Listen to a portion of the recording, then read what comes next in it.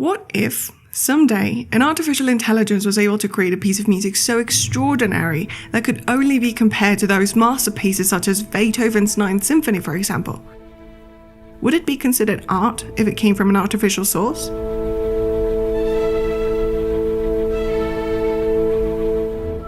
In March of 1827, at the age of 56, Beethoven died. It was very sad. I wasn't there, but I can guess. The detailed description I found of his death on Wikipedia said that his last words were pity, pity, too late, as he was told of a gift of 12 bottles of wine from his publisher that he obviously wasn't going to be able to drink because he was dead. Now, I think a lot of people who don't know much about classical music have this idea that composers like Mozart, Chopin, and Beethoven were like really boring, serious people. But if you ever look into their lives for 5 minutes, you might find out that Mozart was a bit of a psycho who used to behave somewhat disturbingly. And if you don't believe me, you can look up the bizarre letters he used to write, especially to his family. This is a line from a letter to his sister. Write to me and don't be so lazy. Otherwise, I shall give you a thrashing. What fun! I'll break your head. I beg your pardon? Chopin, this fella who looks like an aristocrat, and the man who wrote some of the most depressing piano music I've ever heard, spent many years of his life battling diseases. Like, he used to have migraines so bad that would keep him in bed for days. And Ludwig himself, the man responsible for this video, was often described as a difficult, hard-to-deal-with, stubborn man who had a liking for wine, a tradition that's been upheld by musicians for centuries. Beethoven wasn't so great. So it was in fact rather pitiful that he received 12 bottles of wine on his deathbed, I reckon. I mean, talk about a musician with bad timing, huh?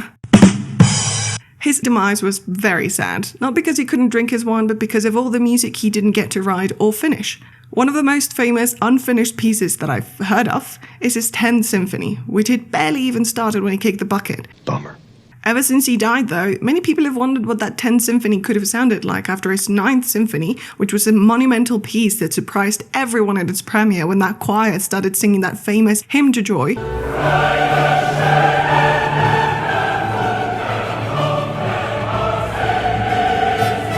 Which was actually not meant to be a hymn to joy but to freedom, but we'll talk about that some other time. Everyone expected his 10th Symphony to be much, much greater than the previous one. But then he died. And less than 200 years after his death and a few human attempts at recreating his 10th Symphony, we now have one more example of the unfinished piece composed entirely by an artificial neural network, also known as an artificial intelligence. And I wonder, will this lift the curse of the ninth? For those of you who have lives, the curse of the ninth is a superstition connected with the history of classical music. It is a belief that a ninth symphony is destined to be a composer's last, that the composer will be fated to die while or after writing it or before completing a 10th. Yes, this has actually happened multiple times to several composers, which is why it became a curse, and it's a very sad thing in the world of classical music, but we're not going to get sentimental today. We have much to discuss. Also, to answer my question real quick, I don't really believe in curses, and I don't think a lot of musicians are writing symphonies like the ones Beethoven did back in his time. Perhaps it's because they do believe in the curse. Anyway, there is hardly a correct answer when it comes to reimagining what a particular piece of music could have sounded like if the original composer hadn't died or left it unfinished for some other reason. In fact, reimagining music by other composers, finished or unfinished pieces, has been done since forever, probably. One example is my favorite recomposition of Vivaldi's Four Seasons, which was made by Max Richter in 2012. Now, you know how when people start to feel like it's Christmas, but it's not because it's still November, only they don't care about it, and so they just start playing All I Want for Christmas Is You on replay, and we are forced to listen to that song over and over again until we like it, and then we hate it, and then we like it again, and then we hate it again, and we do it every year? Well, I would say that the Four Seasons are the equivalent to Mariah's hit song whenever someone needs a referent for classical music and they forget about that one piano piece Beethoven wrote for Elise. Pun very much intended. However, this recomposition by Max Richter feels like a soft remix between Vivaldi's beautiful string quartet and that Hans Zimmer effect that you experience with movies like Interstellar or Inception. And if we think for a moment about what recomposition means, you could say that it doesn't have the same value as composing something from scratch, because from the get-go you already have tons of things to work with. But that is also true when someone composes something from scratch. I used to think that John Williams had the most incredible capacity to create unforgettable melodies that no one else could come up with. And he does. But he's also very rich in musical experience, and it's pretty obvious that he's listened to a ton of music from other extraordinary film composers and taken inspiration from them, sometimes a little too much.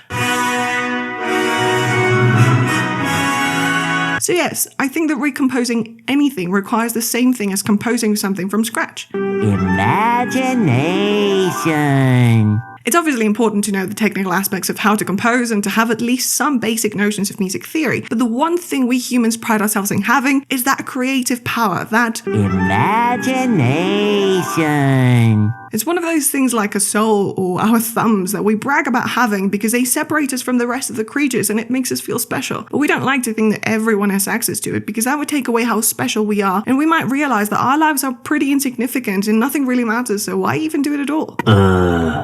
Nonetheless, whether we're ready to admit it or not, we need to talk about artificial intelligence and its artificial imagination. Or, well, I'm going to talk about it, but if you're watching this video, perhaps you want to talk about it too.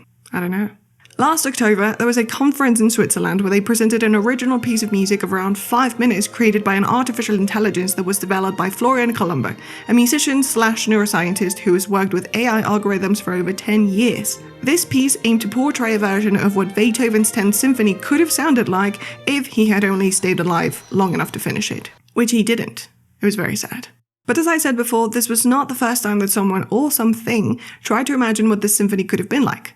In 1988, Barry Cooper recovered the few ideas in musical sketches left by Beethoven that were supposedly meant to be used for his 10th Symphony, and after a lot of hard work, he managed to create over 200 bars of music and 2 of the usual 4 movements that a symphony has. I'll put a link to a recording of his music in case you want to give it a listen. Now, this project, called Beethoven, which uses an acronym for the Artificial Neural Network, I see what you did there, 10.1, created a full symphony that premiered on the 9th of October 2021 in Germany. Of course, this is also not a novelty. A similar thing had already been done with an unfinished symphony by Schubert that was also completed thanks to AI, but I suppose Schubert just isn't as popular as Beethoven.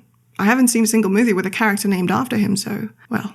Now, artificial intelligence may sound slightly futuristic to some of us, but it's been around for ages. And over the past decade or so, it has become more and more popular with all kinds of platforms like Playform or Shortly, which provide AIs as a sort of assistant with some creative endeavors like writing or painting. Now, the idea behind these platforms is not that the AI will create everything, but that it will use whatever given information to predict and find patterns that could speed up the creative process and essentially transform it, since the possibilities would be infinite.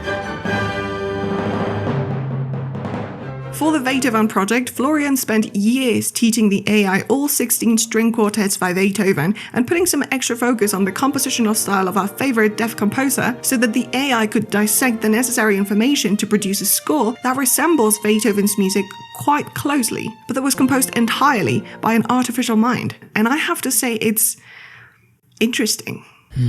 I see.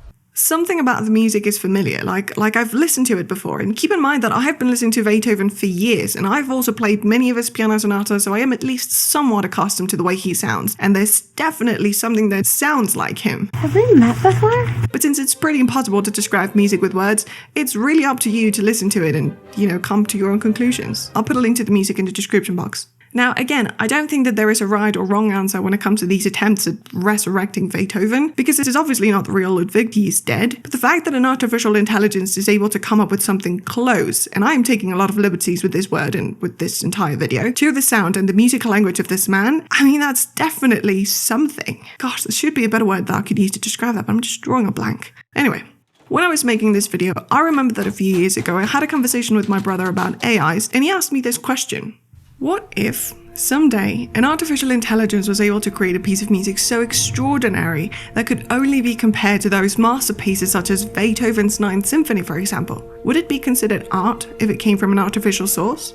My initial response was to say no. Absolutely no way, Jose. I tried to tell him that creating is something divine that requires that thing that no one really knows how to name, but we know when it's there and when it isn't. And since this was a hypothetical scenario with a hypothetical piece and a hypothetical thing, I could just say that, honestly, I don't know. I mean, I would have to listen to this hypothetical music before I could form any opinion, and even then, I'm not sure a single opinion, let alone mine, could give anything the status of a masterpiece. Bummer.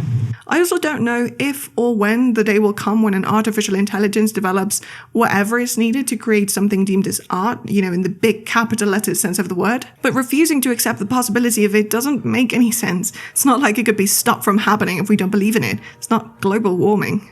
For now, and this is for all the Puritan music lovers out there, Florian said so himself. This is not sacrilege. This artificial intelligence is a tool that could revolutionize the concept we have of creation, imagination, learning, or simply playing music, which, to me, sounds brilliant. Regardless, I suppose we'll know one day, if we don't die before that, like Beethoven did. That would be very sad indeed.